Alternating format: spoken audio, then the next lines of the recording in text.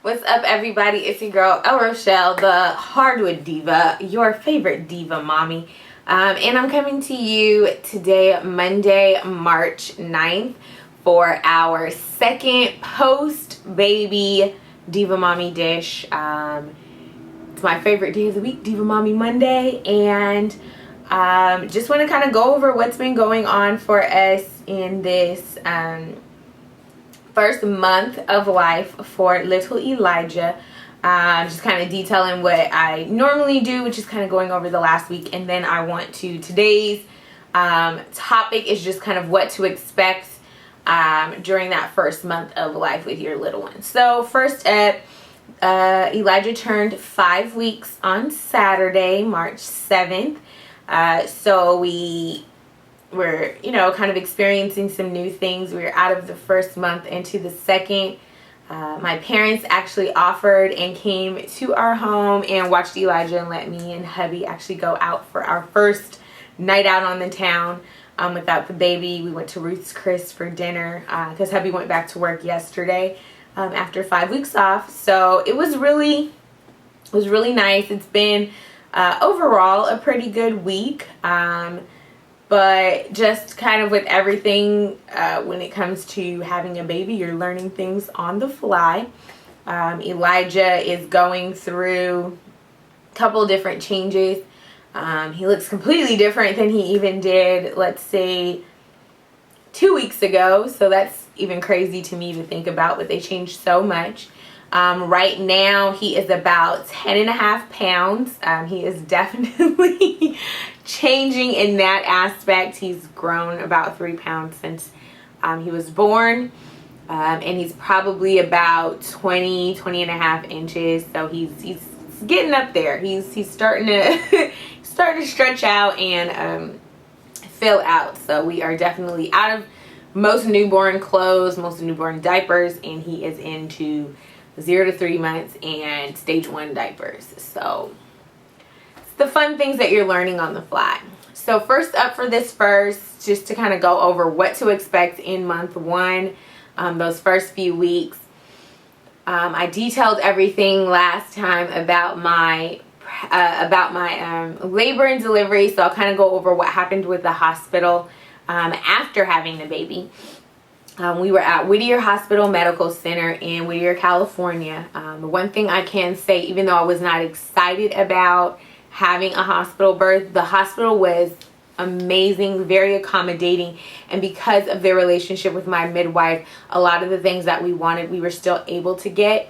One of the main things that was really nice is we were in a 2-person suite, but no one was in there with me because it was very quiet. It's a very small hospital. So hubby was actually able to stay in the room with me, and he had his own bed. The baby stayed with us most of the night. He was rarely in their nursery at the hospital. They just would take him for a few minutes to go do tests and brought him back out to us. The first night was fairly easy because, of course, he was born at nighttime. So my parents, we didn't get to sleep until probably about 1 o'clock, almost 2 o'clock. They have very good hours. The only time you can't visit is, but I believe it's like 2 to 5 or something like that. It was some kind of weird little hours in the middle of the day, but for the most part you could come at any time. And so my parents and my sister were able to come visit at like 1 o'clock at night. That first night that not the first night we were there, the only night we were there. And it was a quiet hospital overall. The baby stayed with us most of the time. That first night he did not wake up a lot. Just kind of the stress for him of being pushed out of there and just kind of being in that place and us doing a lot of work for 2 days. He was really tired, so I didn't have a lot of this like get up and breastfeed. And that first day he was very, very lethargic, slept most of the day. The next day we were actually able to watch the Super Bowl. My parents came and bought us Super Bowl food, so like wings and chips and all that kind of stuff. So it was really nice to have that. The hospital gave us a nice little dinner for the first night. And because of the relationship with my midwife, she said there was nothing wrong with me. Pediatrician said there was nothing wrong with the baby. We were able to be discharged at 11 p.m. that second day. that I was there in the hospital, so I only had to stay one night. Got home about midnight, and we were able to just kind of be a family here for and not have to be in the hospital very long. I loved that. So once we got home, of course, things changed. I just figured out a few things. That first week, unfortunately, because of the epidural and the IV pain meds, my breast milk didn't come in for a while. So the first probably 2 days, he really wasn't getting much food, and we had no idea what was going on until I think it was Monday night or Tuesday night. Tuesday night, he was just screaming. We couldn't get him to go to sleep, couldn't understand what was the problem.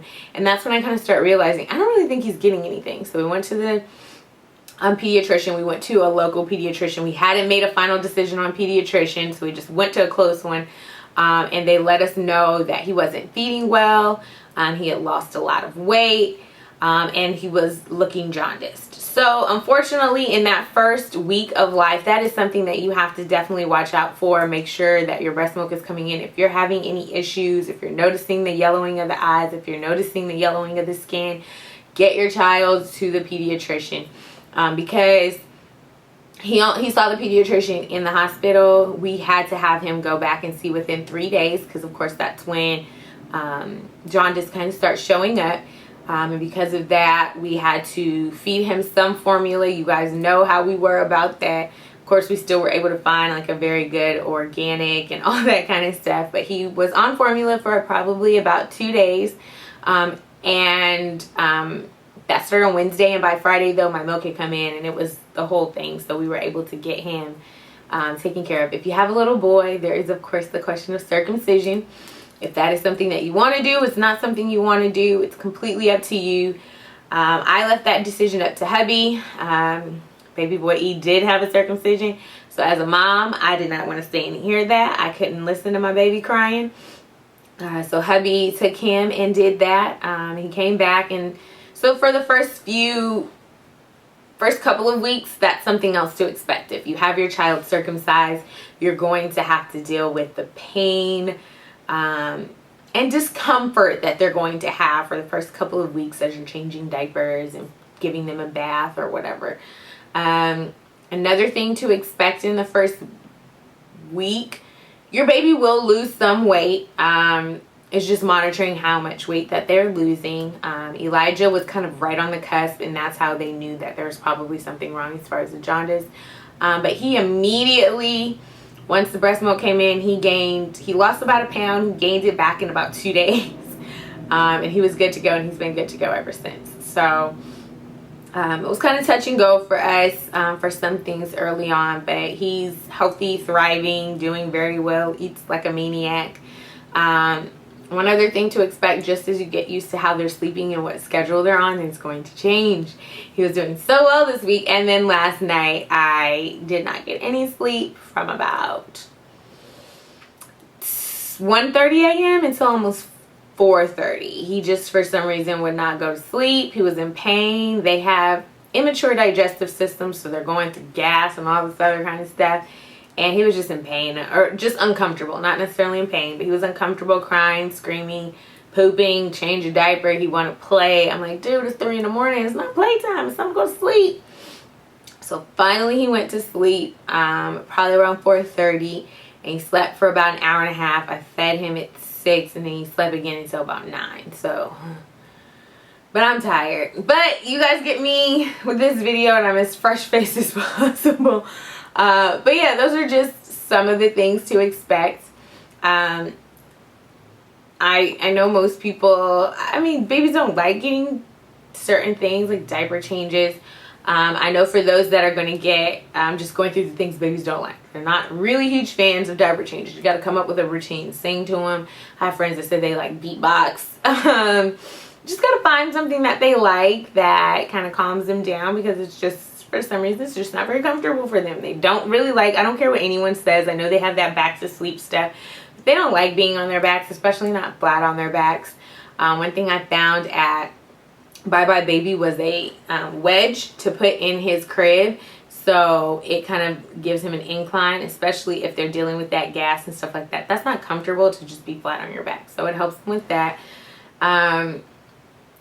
one thing you're going to learn is no matter what people say, you have to do what's best for your baby.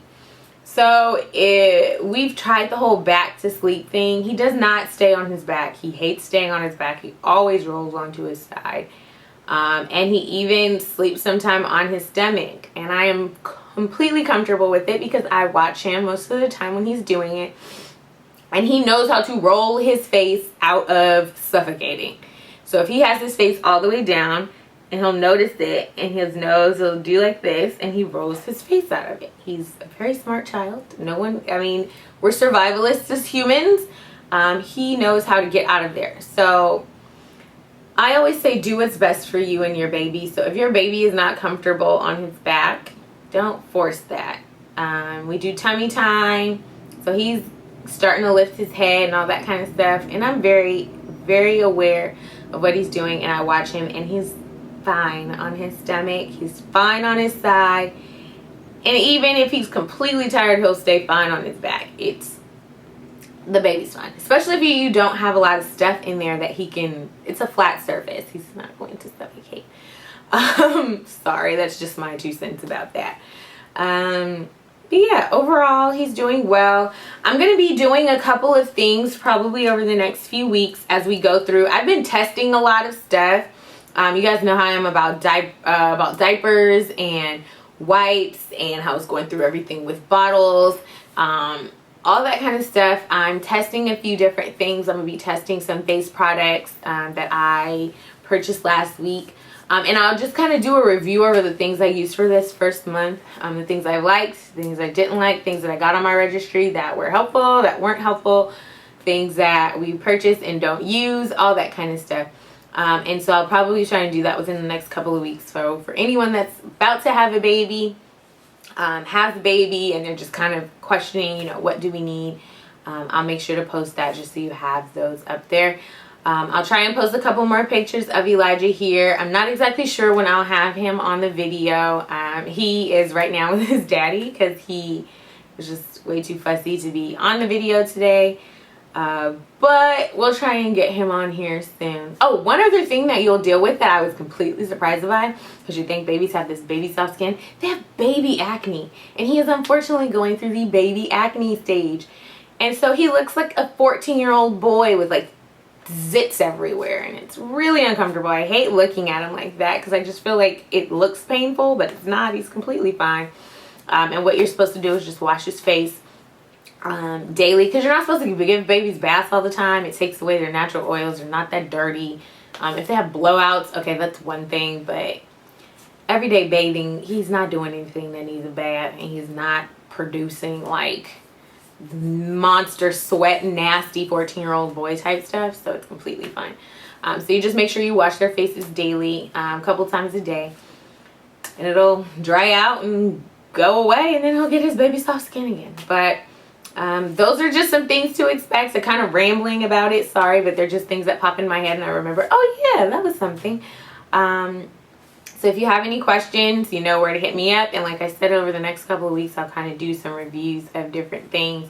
Probably break it down to like diapering, feeding, nursery, all that kind of stuff. And we'll go through those. So I'll let you girl. I'll talk to you later. Deuces.